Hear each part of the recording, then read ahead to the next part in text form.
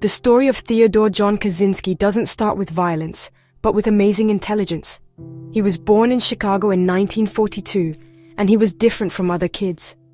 His mind worked so fast that most people couldn't keep up.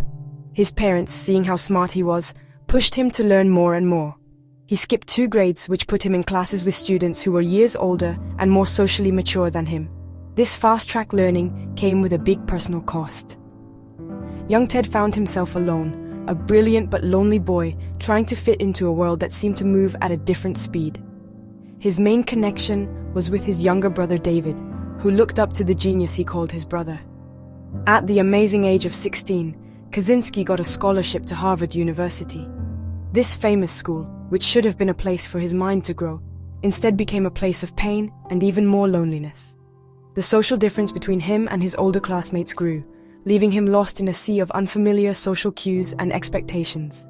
During this vulnerable time, in the late 1950s, he volunteered for what he thought was a normal psychology study. However, the experiment turned out to be anything but normal, leaving a lasting scar on his already fragile mind and arguably setting the stage for the tragedies that would follow years later. The study was led by a well-known Harvard psychologist named Henry Murray, and it was later found to have connections to the controversial CIA program MKUltra. For 3 long years, Kaczynski and other volunteer students were put through very stressful and humiliating interrogations. The goal was to break down their basic beliefs and see how they reacted under extreme mental pressure. Week after week, Ted sat in a room where he was criticized, his ideas were made fun of, and his sense of self was systematically attacked. While he later insisted that the experiment didn't break him, it definitely fueled a deep anger against systems of power and control. This calculated psychological torture is now seen by many as a crucial turning point, a moment that turned his unhappiness into a strong, burning hatred. After graduating from Harvard, Kaczynski's academic success continued. He went to the University of Michigan, where he got his PhD in mathematics. His PhD thesis was so complex that only a few mathematicians in the whole country could fully understand its ideas. He accepted a sought-after position as an assistant professor at the University of California, Berkeley, and was the youngest person to be hired for such a role at that time. However, the world of academics failed to give him a sense of purpose or belonging. After only 2 years of teaching, he suddenly quit in 1969, giving up a promising career and choosing a path that would lead him far away from the society he had come to hate. In 1971, with help from his brother David, Ted Kaczynski cut his final ties to the modern world. He bought a small plot of land in the remote wilderness near Lincoln, Montana.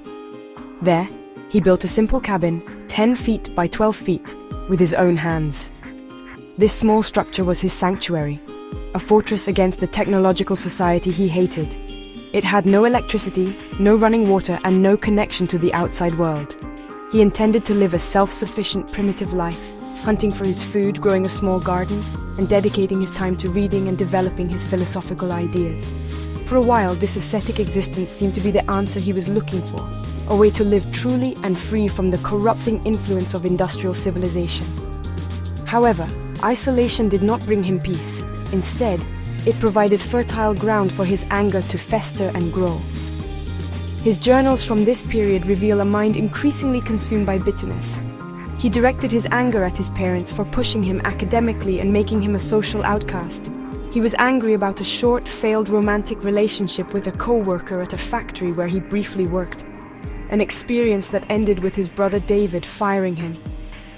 This act, which was meant to be a professional necessity, Ted felt was a deep betrayal. He saw his brother, his last real connection to his former life, as just another part of the system he rejected and abandoned. The wilderness was no longer a refuge. It was an echo chamber for his grievances. The modern world's creeping encroachment on his isolated haven fueled his rage. From his cabin, he could hear the distant sounds of snowmobiles and see planes flying overhead. Real estate development and logging operations threatened the pristine nature he sought. For Kaczynski, these were not just annoyances. They were acts of war. They represented the relentless march of the industrial technological system, a machine he believed was destroying both nature and human freedom. He concluded that merely retreating was not enough. He felt he had to fight to strike at the heart of the system that was poisoning the world and which, in his view, had destroyed his life. In this remote Montana cabin, surrounded by sociology and anthropology books, the Harvard mathematician transformed into the Unabomber. He began experimenting with explosives, meticulously documenting his work in encrypted journals. He taught himself how to build sophisticated bombs from common materials, designing them to be untraceable and deadly. His targets would not be random. They would be carefully chosen as symbols of the technological progress he despised. University professors, computer scientists, airline executives. His quiet retreat into the woods was over. A new, violent chapter was about to begin, one that would spread fear across the country for nearly 2 decades. The bombing campaign began quietly in 1978. The first devices sent to Northwestern University were pretty basic and only caused minor injuries. The FBI noticed, but with little evidence, the culprit remained a ghost. The case was given the code name UNABOM, short for University and Airline Bomber, since these were his first targets. In November 1979, the threat got much bigger when a bomb was put in the cargo hold of an American Airlines plane. It was designed with a pressure-sensitive trigger to explode in mid-flight, a plan that could have killed everyone on board.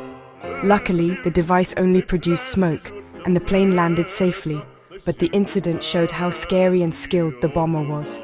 Over the next several years, the attacks became more frequent and more violent.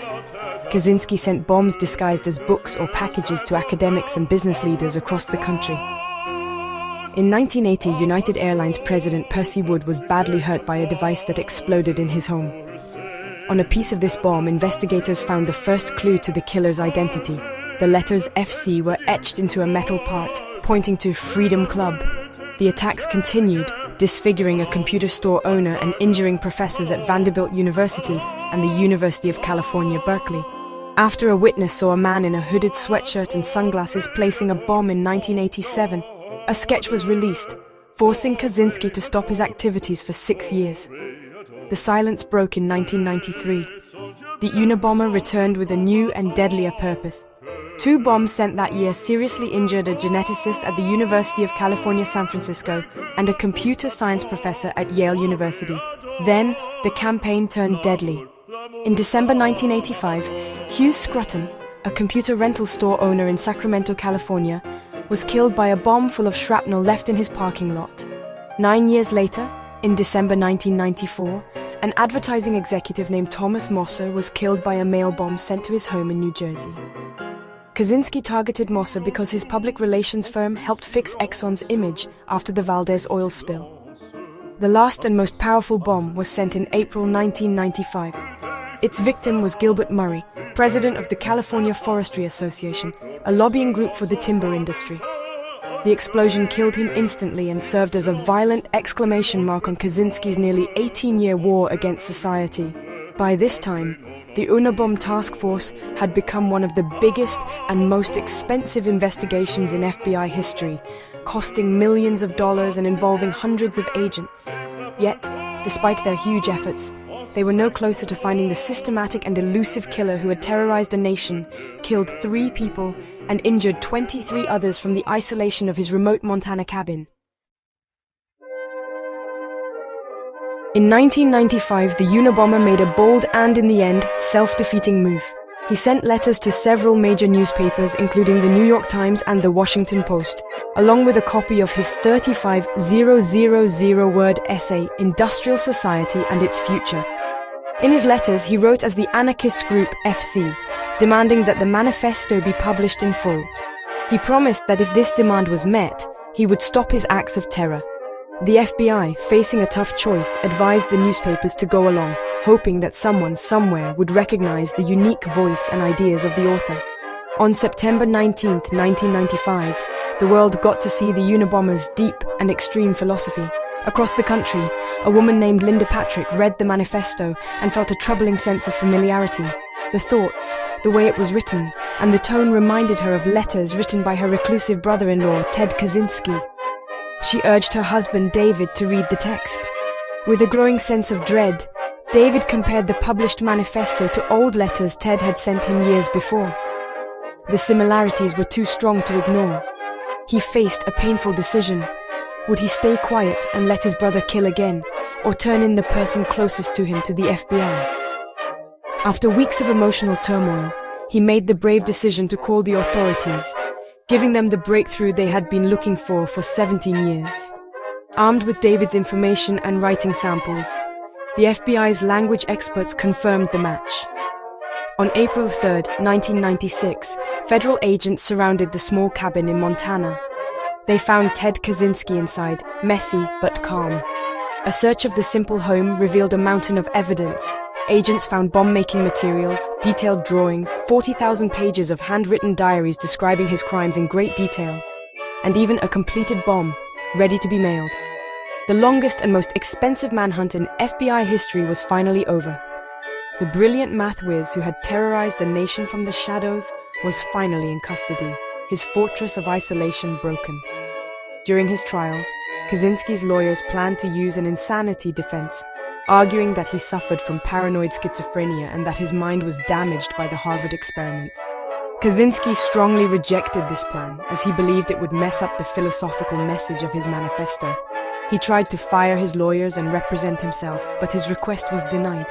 To avoid a trial that would show him as mentally ill, and to avoid a possible death sentence, he accepted a plea deal. He pleaded guilty to all charges, and was sentenced to 8 life sentences without the chance of parole. He spent most of his remaining years at ADX Florence, a supermax prison in Colorado, before being moved to a federal medical facility. On June 10, 2023, at the age of 81, he was found dead in his cell, and his death was later ruled a suicide.